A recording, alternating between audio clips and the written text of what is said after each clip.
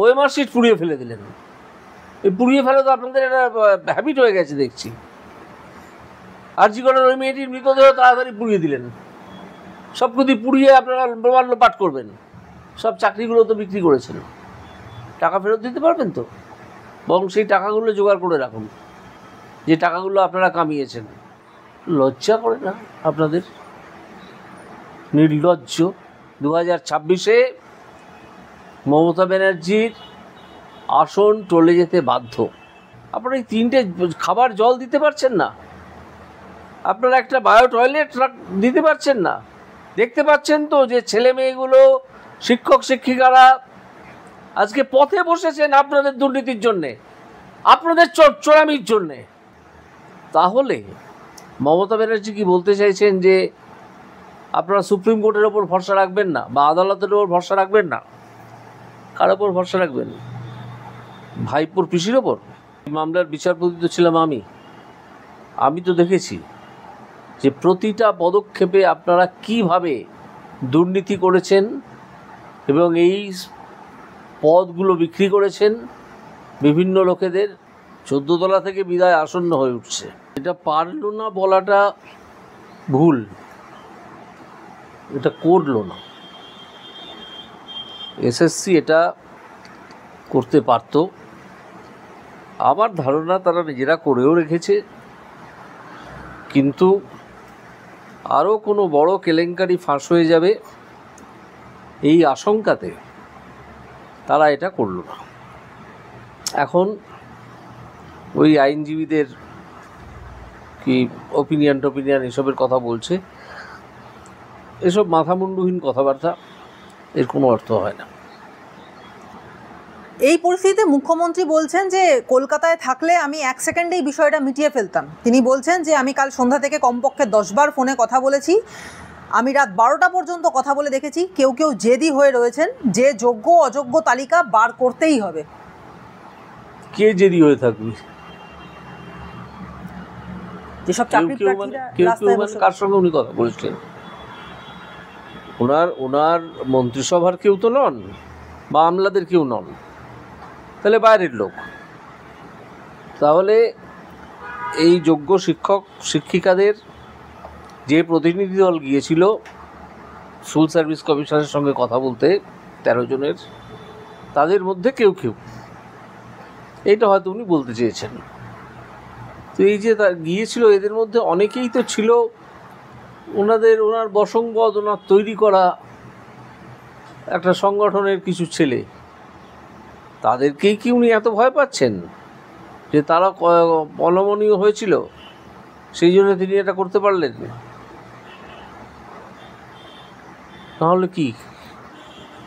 নাহলে কি হতো? যদি তিনি তাদেরকে ইগনোর করতেন, তাহলে কি আরও বড় কোনো কেলেঙ্কারি বেরিয়ে আসতো? সেই ভয়তে তিনি চুপ করে গেলেন। এই কথাটার আমি অর্থ এখনও ভালো করে বুঝলাম না, খানিকটা নিজের মতো করে বুঝে নিলাম। আমি আশা করি মুখ্যমন্ত্রী পরে নিশ্চয়ই 2-1 দিনের মধ্যে সময় পাবেন এই বিষয়টিকে আর একটু প্রাঞ্জল করে আর একটু ব্যাখ্যা করে বলার। আন্দোলনকারীদের উদ্দেশ্যে মুখ্যমন্ত্রীর পরামর্শ, শিক্ষক শিক্ষিকারা যারা রাস্তায় বসে রয়েছেন তারা কেন এই গরমের মধ্যে কষ্ট করে বসে রয়েছেন? আপনারা স্কুলে যান, চাকরিহারা শিক্ষক শিক্ষিকারা বেতন পাবেন, সেটা আরও একবার সুনিশ্চিত করেছেন তিনি বলছেন সুপ্রিম কোর্ট আপনাদের চাকরি বাতিল করেছিল, টাকা বন্ধ করে দিয়েছিল। আমরা তো রিভিউ পিটিশন করেছিলাম, তাতে তো আমরা বলেছিলাম যে আপনারা মাইনে পাবেন, সিস্টেম অনুযায়ী বেতন চলে যাবে, কারোর প্ররোচনা দেওয়ার দরকার নেই, আপনাদের যোগ্য অযোগ্য দেখতে হবে না। উনি কেন বলছেন যোগ্য অযোগ্য দেখতে হবে না? এটাই তো আশ্চর্যের ব্যাপার যে যোগ্য অযোগ্য যারা অ্যাডভার্সলি অ্যাফেক্টেড, যারা এই সিদ্ধান্তে ক্ষতিগ্রস্ত হয়েছেন, তারা তো স্বাভাবিক চাহিদা এটা তাদের, এবং এটার সঙ্গে তো মামলার কোনো সম্পর্ক নেই। ওনারা যেটা চাইছেন রাজ্য সরকারের কাছে, স্কুল সার্ভিস কমিশনের কাছে, যে স্বচ্ছ হন, বি ট্রান্সপারেন্ট, স্বচ্ছ হন, স্বচ্ছতা বজায় রাখুন এবং যোগ্য এবং অযোগ্যের তালিকাটা পাবলিশ করুন। এটাতে এত ভয়, এত দ্বিধা, এত দ্বন্দ্ব, এত রকমের অসত্য কথা, এটা থেকে বোঝা যাচ্ছে যে এইটা বেরোলে হয়তো অন্য কোনো বড় কেলেঙ্কারি সেটাও সামনে চলে আসবে। শিক্ষক শিক্ষিকাদের পাশাপাশি এই আন্দোলনে সামিল হয়েছেন শিক্ষাকর্মীরাও। তাদের উদ্দেশ্যে মুখ্যমন্ত্রী বলছেন, গ্রুপ সি ডি যেটা বাতিল হয়েছে আমাদের আইনজীবীদের সঙ্গে পরামর্শ করতে দিন, দরকার হলে আমরা আবার রিভিউয়ে যাব। যারা চাকরি খেয়েছে তাদের ওপর ভরসা করবেন না, যারা চাকরি দিয়েছে, যারা আগামী দিনে চাকরি দিতে পারে তাদের ওপর ভরসা করুন। দেখুন, যারা চাকরি খেয়েছেন বলতে উনি কাকে বোঝাচ্ছেন সেটা ওনার আগে ভালো করে বোঝা উচিত। চাকরি মামলাকারীরা তো খায়নি। চাকরি যদি খেয়ে থাকে কেউ, তাহলে সে হচ্ছে আদালত। প্রথমে কলকাতা হাইকোর্টের সিঙ্গেল বেঞ্চ, যেখানে আমি ছিলাম বিচারপতি, তারপরে কলকাতা হাইকোর্টের ডিভিশন বেঞ্চ, যেখানে আরও দুজন বিচারপতি ছিলেন, তারপরে সুপ্রিম কোর্ট, সেখানে একজন মহাবিখ্যাত জজ, মহাকর্মিষ্ঠ জজ, তিনি বহুদিন ফেলে রেখে তারপর সেগুলোকে, মামলাগুলোকে ফেরত পাঠালেন কলকাতা হাইকোর্টে। কলকাতা হাইকোর্টের দুজন জজ, যাদের প্রধান ছিলেন বিচারপতি দেবাংশু বসাক, তারা অনেক চেষ্টা চরিত্র করে একটা সিদ্ধান্তে পৌঁছলেন যে এই নামগুলো প্রকাশ করতে হবে, সেটা তাদের নির্দেশে আছে, এই তালিকা প্রকাশ করতে হবে। এবং যেহেতু এত ধরনের, অনেক ধরনের গণ্ডগোল, অনেক ধরনের অনিয়ম বেনিয়ম, বেআইনি জিনিস তারা ধরতে পেরেছিলেন, তারা সমগ্র তালিকাটি বাতিল করে দিলেন। তারপর সুপ্রিম কোর্ট সেই রায়টাই বজায় রাখলেন। তাহলে চাকরিটা খেয়েছে কে? চাকরিটা খেয়েছে তাহলে হাইকোর্ট বা সুপ্রিম কোর্ট। সুপ্রিম কোর্টই বলতে হবে, যেহেতু শেষ রায় সুপ্রিম কোর্টের, এবং সুপ্রিম কোর্ট সকলের ঊর্ধ্বে, সব বিচারালয়ের ঊর্ধ্বে তো বটেই। তাহলে মমতা ব্যানার্জি কি বলতে চাইছেন যে আপনারা সুপ্রিম কোর্টের ওপর ভরসা রাখবেন না, বা আদালতের ওপর ভরসা রাখবেন না? কার ওপর ভরসা রাখবেন? ভাইপোর পিসির ওপর, যিনি মিথ্যে কথা ছাড়া কিছুই বলেন না, ক্রমাগত আজে বাজে কথা বলে যান, অর্থহীন কথা বলে যান, যা খুশি তাই বলে যান, এপাং ওপাং ঝপাংয়ের মতো? তার উপর ভরসা রাখবেন? এই হচ্ছে অবস্থা পশ্চিমবঙ্গের আজকে দুরবস্থা। মমতা বন্দ্যোপাধ্যায় এবং ব্রাত্য বসু বলছেন তারা সুপ্রিম কোর্টের রায় রিভিউ করবেন। এখন প্রশ্ন হচ্ছে যে তারা যেখানে নিজেরাই কোর্টে গিয়ে আবেদন করেছিলেন, যেখানে তারা নিজেরাই সম্মত হয়েছিলেন কনসেন্ট অর্ডারে, যেখানে তারা ইতিমধ্যেই নতুন নিয়োগের কথা লিখিতভাবে জানিয়েছেন, তাহলে এখন হঠাৎ করে রিভিউ চাওয়ার অর্থ কী? না, রিভিউ তো একটা হয়েছে, একটা রিভিউ অ্যাপ্লিকেশন তো হাইকোর্টে, সুপ্রিম কোর্টে হয়েছে। সেই রিভিউ অ্যাপ্লিকেশনের ভিত্তিতেই তো সুপ্রিম কোর্ট বলেছে ঠিক আছে 31 ডিসেম্বর অবধি যারা চাকরি করছিলেন তারা করবেন, যোগ্যরা, অযোগ্যরা করবেন না, এবং নতুন করে পরীক্ষা নিতে হবে। তো সেখানে এই রিভিউতে গিয়ে বাকি কথাগুলো বলা গেল না? কেন বলা গেল না?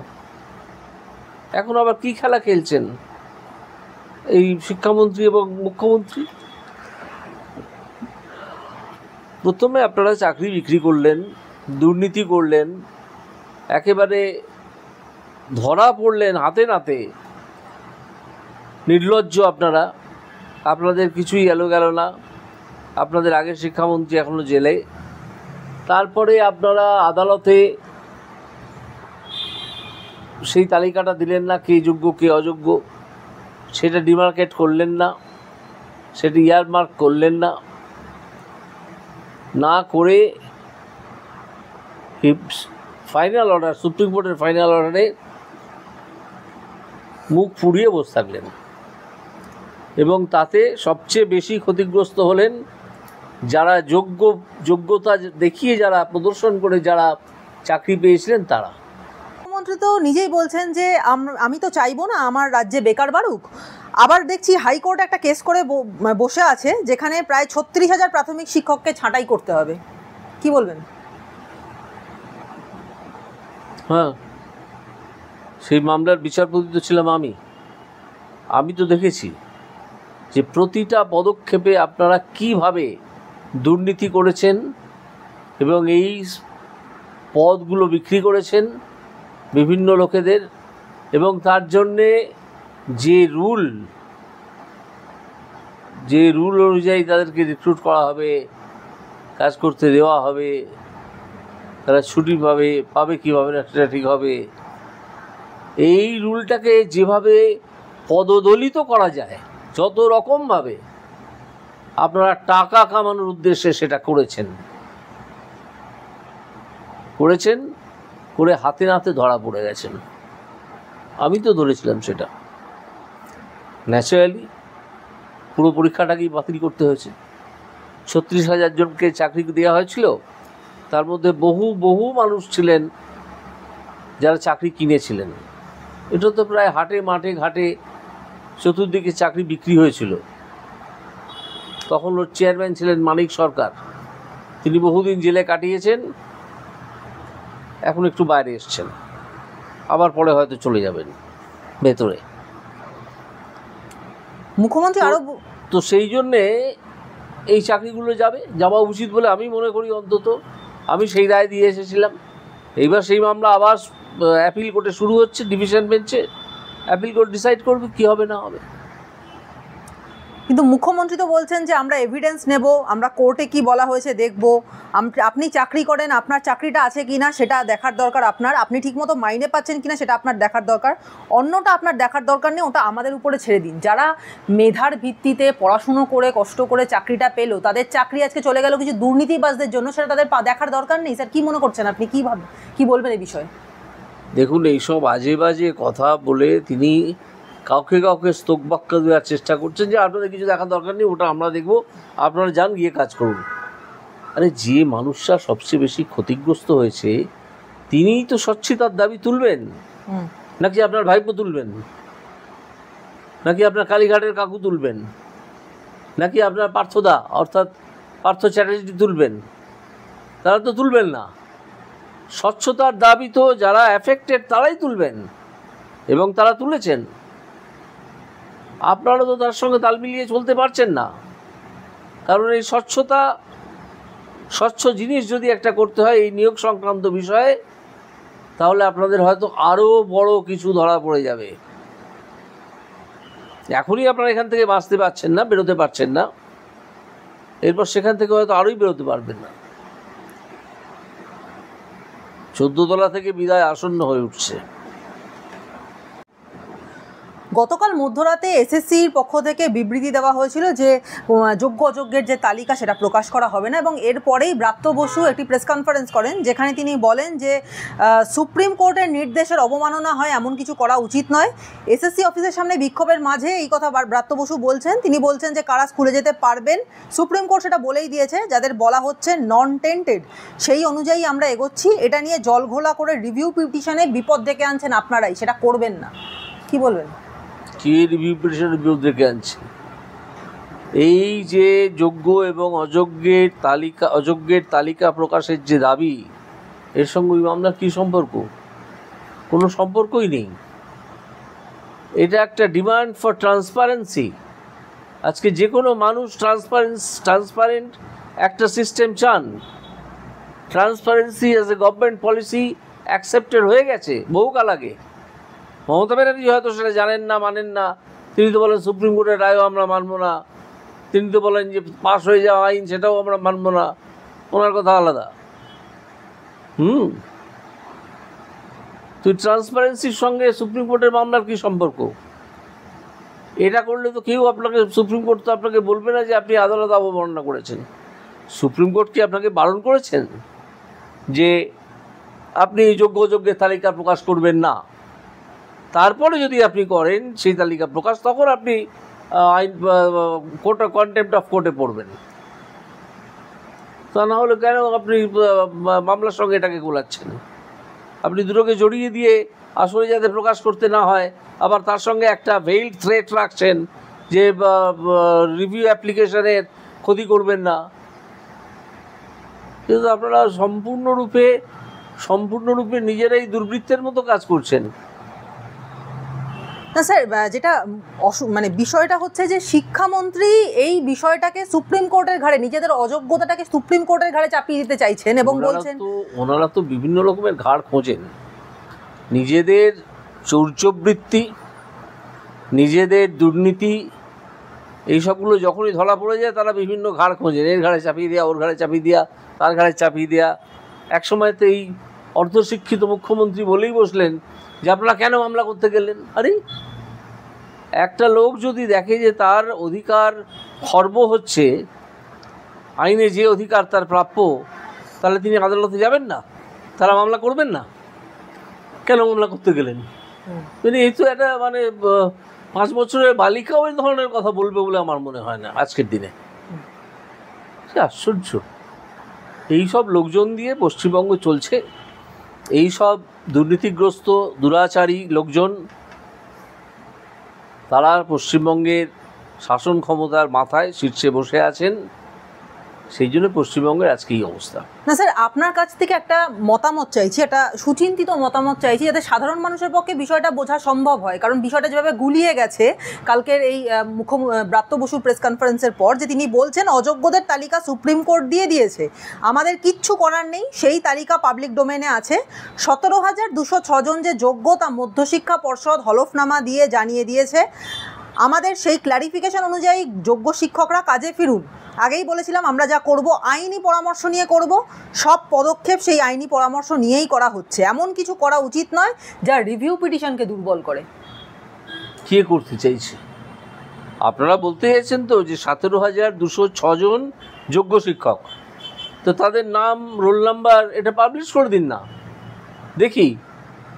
আর যে কজনকে অযোগ্য বলছেন তাদের নাম, রোল নাম্বার, মার্কস, যোগ্যদেরও মার্কস, এটা পাবলিশ করে দিন না। এর সঙ্গে রিভিউ অ্যাপ্লিকেশনের কী সম্পর্ক? এটা পাবলিশ করতে তো সুপ্রিম কোর্ট আপনাকে বারণ করেনি। সত্যি কথা বলতে কি, এটা তো আপনাকে সুপ্রিম কোর্টে গিয়ে রিভিউ অ্যাপ্লিকেশনটা দেখাতেই হবে যে এরা যোগ্য, এরা অযোগ্য। যোগ্যদের যেন কোনো ক্ষতি না হয় সেই প্রেয়ার করতে হবে, অযোগ্যদের তো বাদ দিতেই হবে। নিজেরাই বিষয়টাকে গোলানোর জন্যে এই সবগুলো করছেন।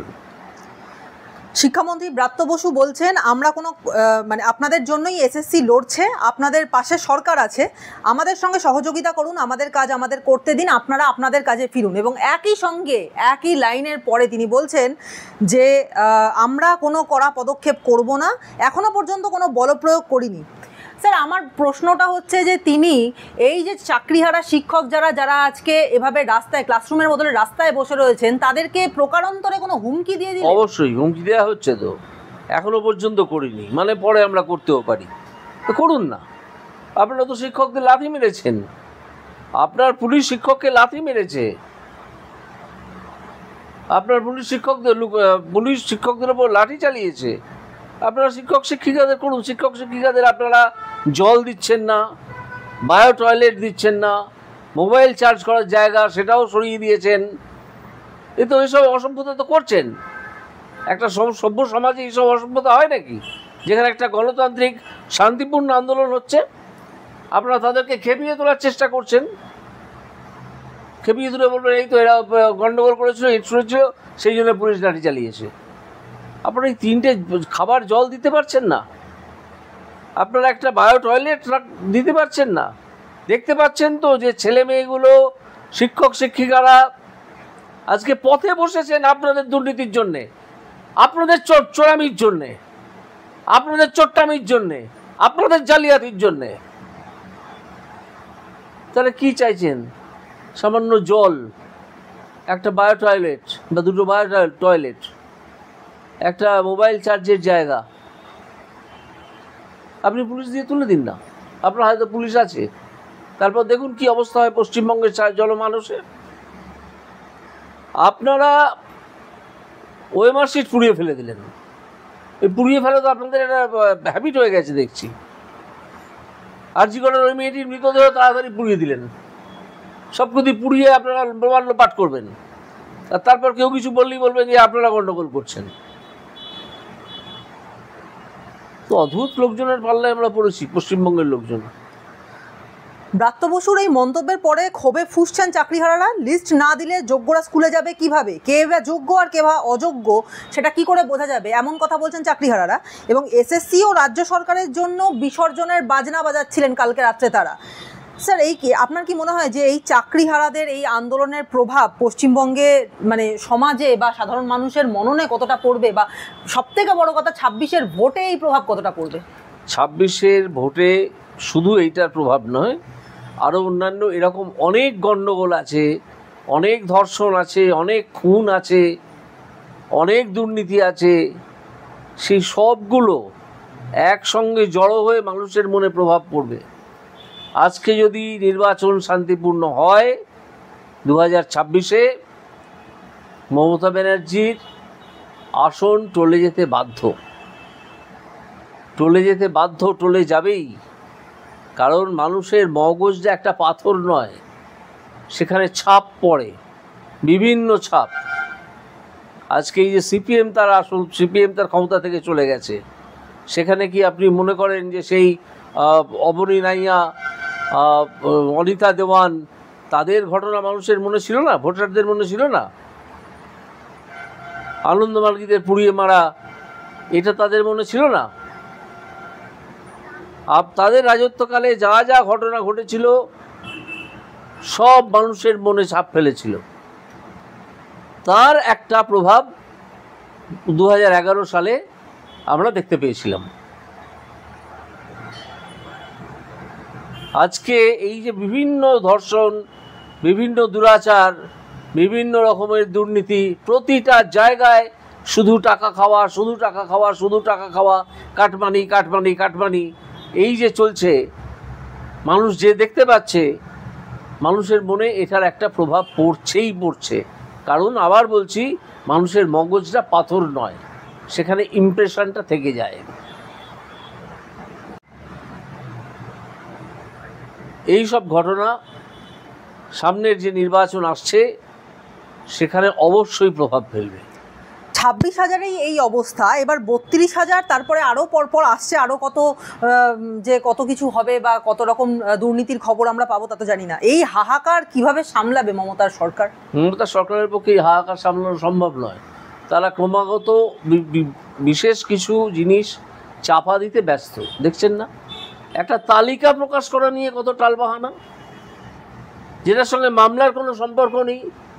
একটা স্বচ্ছতার ডিমান্ড ফর ট্রান্সপারেন্সি, সেটাই করতে পারছে না।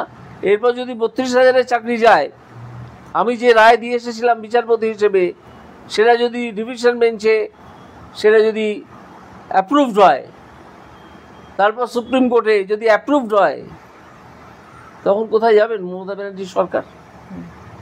সব চাকরিগুলো তো বিক্রি করেছেন, টাকা ফেরত দিতে পারবেন তো? বরং সেই টাকাগুলো জোগাড় করে রাখুন, যে টাকাগুলো আপনারা কামিয়েছেন চাকরি বিক্রি করে। আজে বাজে কথা না বলে সেগুলো জোগাড় করে রাখুন।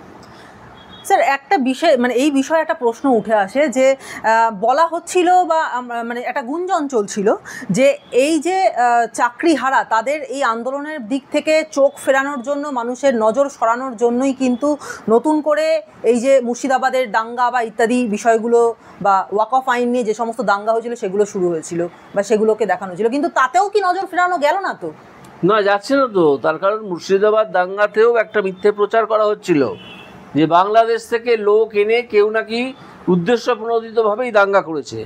কিন্তু এখন যারা পুলিশের হাতে ধরা পড়ছে, মমতা ব্যানার্জির পোষা পুলিশ, তাদের হাতে ধরা পড়ছে, তারা তো সব এলাকার লোক। ওই যে দুজনকে মারা হয়েছে, খুন করা হয়েছে, তাদের জন্য এখনও যে 4জন বা 5জন অ্যারেস্ট হয়েছে, সব তো তাদের বাড়ি থেকে 200 মিটারের মধ্যে থাকে, বাংলাদেশে তো কেউ থাকে না। সুতরাং এইসব ভাঁওতা দিয়ে, এইসব ভাঁওতাবাজির ঘটনা ঘটিয়ে এই নজর এখান থেকে ফেরানো যাবে না। এটা রুজির লড়াই, সেইখানে দাঁড়িয়ে গেছে। আপনারা দুর্নীতি করেছেন আর তার ফল ভোগ করছেন একদল শিক্ষক শিক্ষিকা, যারা কিনা সৎভাবে চাকরি না কিনে পড়াশোনা করে শিক্ষক শিক্ষিকার চাকরি পেয়েছিলেন, আপনারা তাদের বিরোধিতা করছেন। লজ্জা করে না আপনাদের? নির্লজ্জ। সোমবারই দুদিনের সফরে মেদিনীপুরে এসেছেন মুখ্যমন্ত্রী মমতা বন্দ্যোপাধ্যায়। তাকে স্বাগত জানাতে তৃণমূলের মেদিনীপুর সাংগঠনিক জেলা যে ফেস্টুন দিয়েছে সেখানে মুখ্যমন্ত্রীকে বিদ্যাসাগরের উত্তরসূরি বলে উল্লেখ করা হয়েছে। কি বলবেন? হ্যাঁ, বিদ্যাসাগর উত্তরসূরি তো, বিদ্যাসাগর উত্তরসূরি তো, উপযুক্ত উত্তরসূরি। যেমন তৃণমূলের সেই লোকজনেরা যারা এই পোস্টন দিতে পারেন, তেমন মমতা ব্যানার্জি বিদ্যাসাগর উত্তরসূরি। চাকরি বেচেছেন, মহিলাদের অপমান করেছেন, একজন ধর্ষিতা এবং নিহত ডাক্তারের দেহ পুড়িয়ে দিয়েছেন সাত তাড়াতাড়ি, যাতে কিছু প্রমাণ না থাকে, এত সব করেছেন। এমন উত্তরসূরি ছাড়া কি হবে? এমন উত্তরসূরি ছাড়া আর কি উত্তরসূরি বিদ্যাসাগরে থাকবে? লেখাপড়া জানা ভদ্র মানুষ থাকবে? ঠিকই লিখেছেন ভাই, আপনারা ঠিকই লিখেছেন। আপনাদের যেমন বিদ্যে বুদ্ধি, চিন্তাভাবনা, চামচাগিরি, চাটুকারিতা, চটিচাটা, সেই রকমই আপনারা লিখেছেন।